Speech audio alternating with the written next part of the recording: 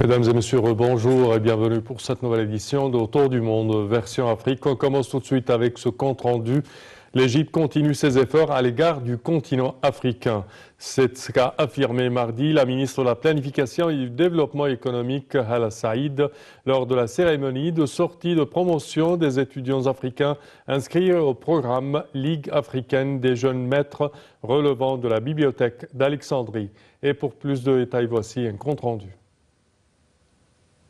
De la planification et du développement économique, Hala Saïd a assisté à la 8e cérémonie annuelle de remise des diplômes des étudiants africains inscrits au programme Ligue africaine des jeunes maîtres, organisé mardi par le programme d'études en développement durable, renforçant les capacités des jeunes et soutenant les relations africaines dans le secteur de la recherche universitaire à la bibliothèque d'Alexandrie. Saïd a souligné que la bibliothèque d'Alexandrie est devenue une institution culturelle mondiale, faisant l'éloge du programme Ligue africaine des jeunes maîtres, qui œuvre à élargir les connaissances pour les jeunes et les étudiants africains et les qualifier pour être des leaders. Elle a rappelé que l'Égypte avait abrité à Assouan la conférence de la jeunesse africaine en présence de 1500 jeunes africains issus de plusieurs pays en sus de la mise en place du programme de formation des cadres de la jeunesse africaine pour occuper les postes de direction dans l'avenir. Saïd a félicité les étudiants africains pour l'effort accompli dans ce programme. À la lumière de la propagation de la pandémie du coronavirus dans le monde, qui a eu des répercussions sur la croissance économique d'une manière sans précédent et qui a conduit à la fermeture de nombreuses installations et l'augmentation du nombre de chômeurs. Elle a également souligné que 60% de la population du continent sont des jeunes. Elle a félicité les diplômés pour les efforts déployés durant cette année d'études sur fond de pandémie de coronavirus qui a eu un impact sans précédent sur la croissance économique et le chômage. De son côté, le ministre de l'Enseignement supérieur et de la Recherche scientifique, Dr Khaled Abdelghaffar, a félicité les étudiants diplômés, soulignant que le programme cherche également à offrir des opportunités futures pour ces jeunes, ce qui aurait un impact positif sur leur avenir. Le directeur de la bibliothèque d'Alexandrie, Dr Moustapha Al-Fei, a pour sa part déclaré que l'Égypte est fière de son appartenance au continent africain en raison de sa situation géographique.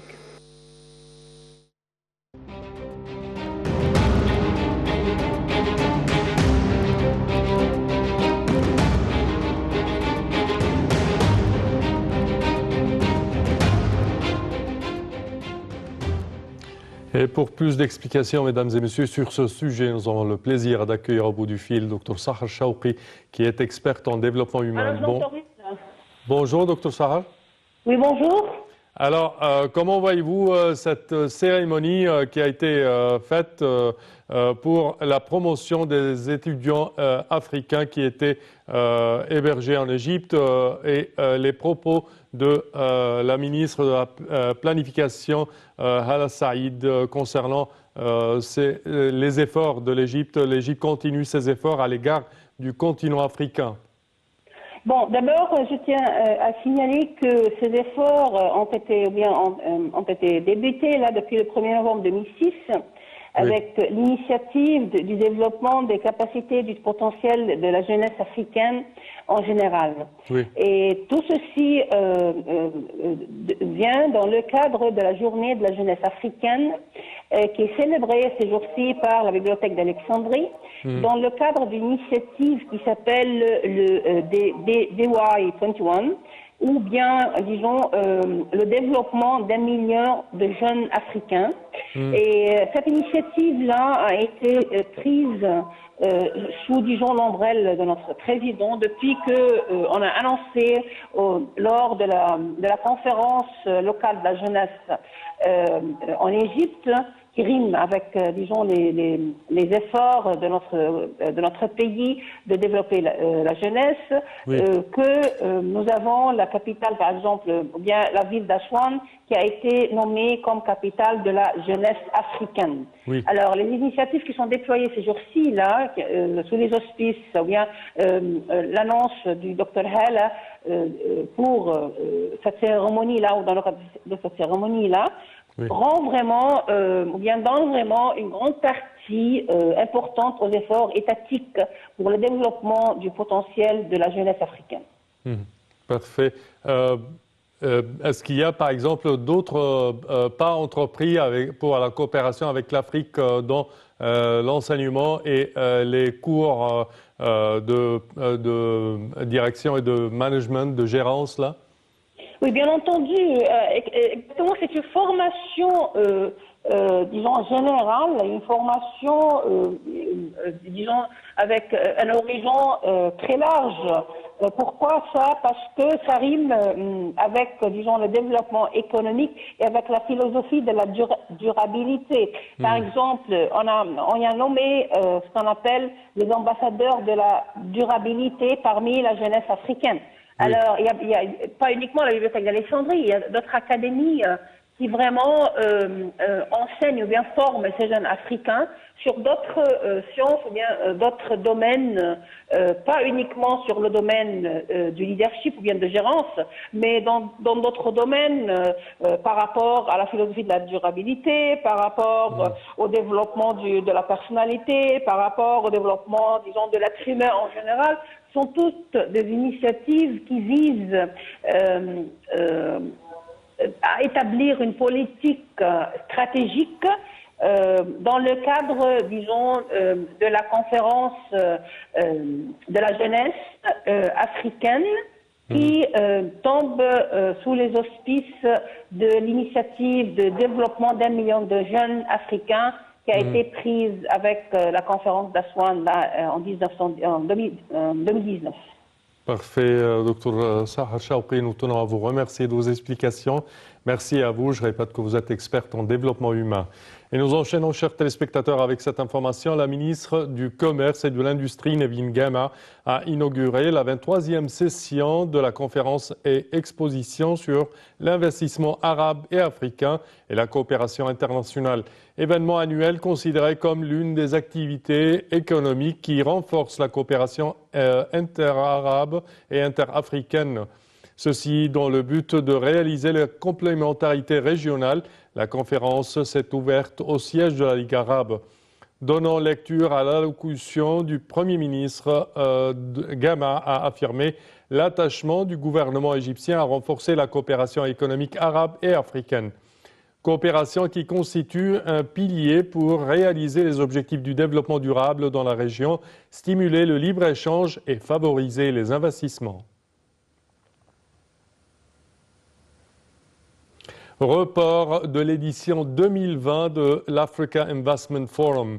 L'édition 2020 de l'Africa Investment Forum est reportée en 2021 selon une décision du conseil d'administration du groupe de la Banque africaine du développement, la BAD, et les partenaires fondateurs de l'événement en raison de l'actuelle pandémie de Covid-19.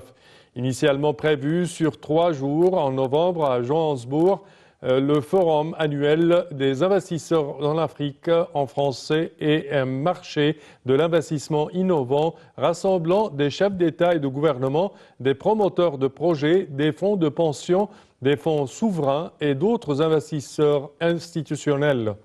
En raison de l'évolution du risque connexe d'une deuxième vague épidémique de Covid-19, et de ses répercussions sur les voyages à travers le monde, les investissements ainsi que les règles de distanciation physique, la BAD et ses partenaires ont décidé de façon collégiale de son report. Les partenaires fondateurs de l'AIF sont la Banque africaine de développement, la Banque africaine d'import-export, Afrexim Bank, la Société financière africaine, la plateforme d'investissement dans les infrastructures Africa 50, la Banque islamique de développement, la Banque de développement de l'Afrique australe et la Banque de commerce et de développement.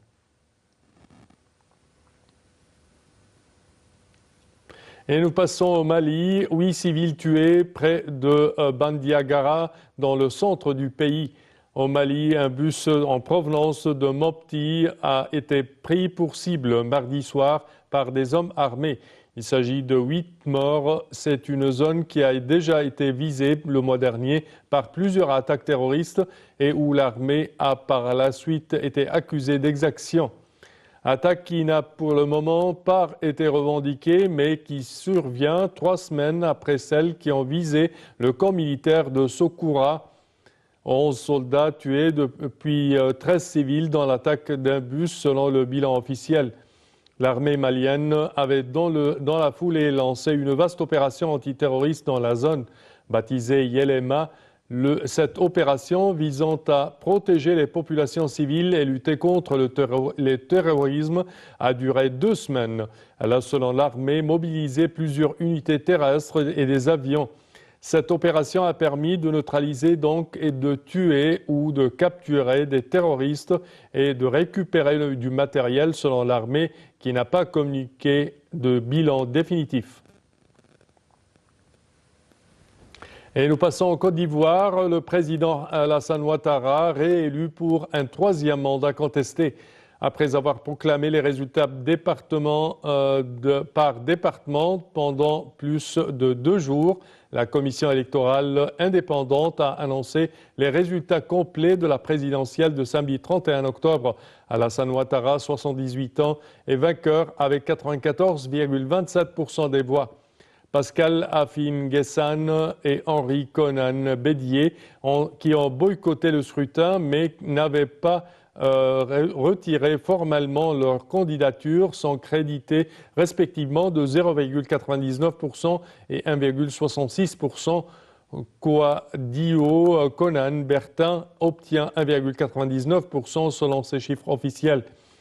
Autre chiffre, le nombre d'électeurs ayant été en mesure de voter parce que leurs bureaux de vote ont ouvert, plus de 6 millions. Ce qui signifie 1,5 million d'électeurs n'ont pas pu voter alors que le scrutin se déroulait dans le cadre d'un mot d'ordre de désobéissance civile.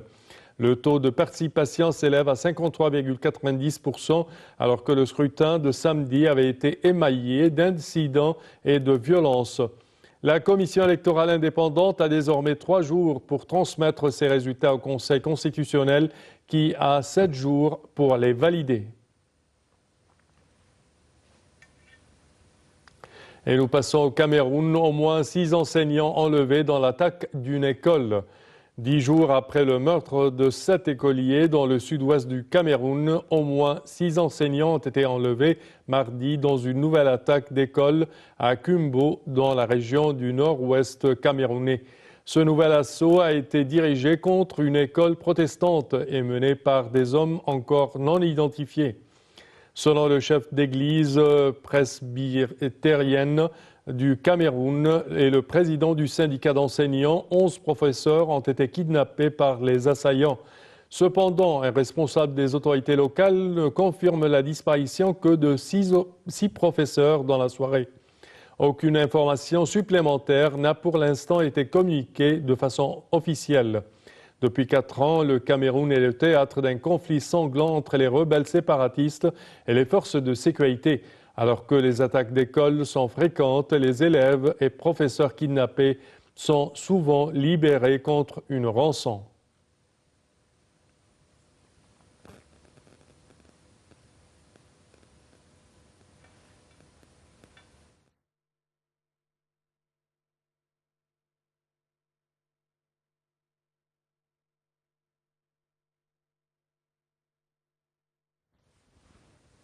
Et à présent, on jette un petit regard sur le monde.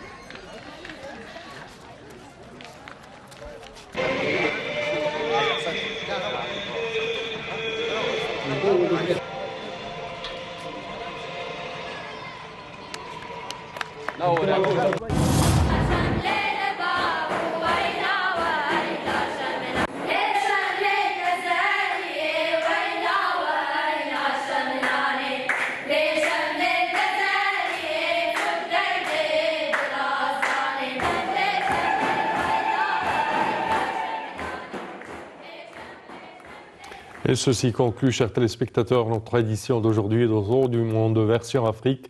Je vous remercie et je vous donne rendez-vous la semaine prochaine. Merci à vous.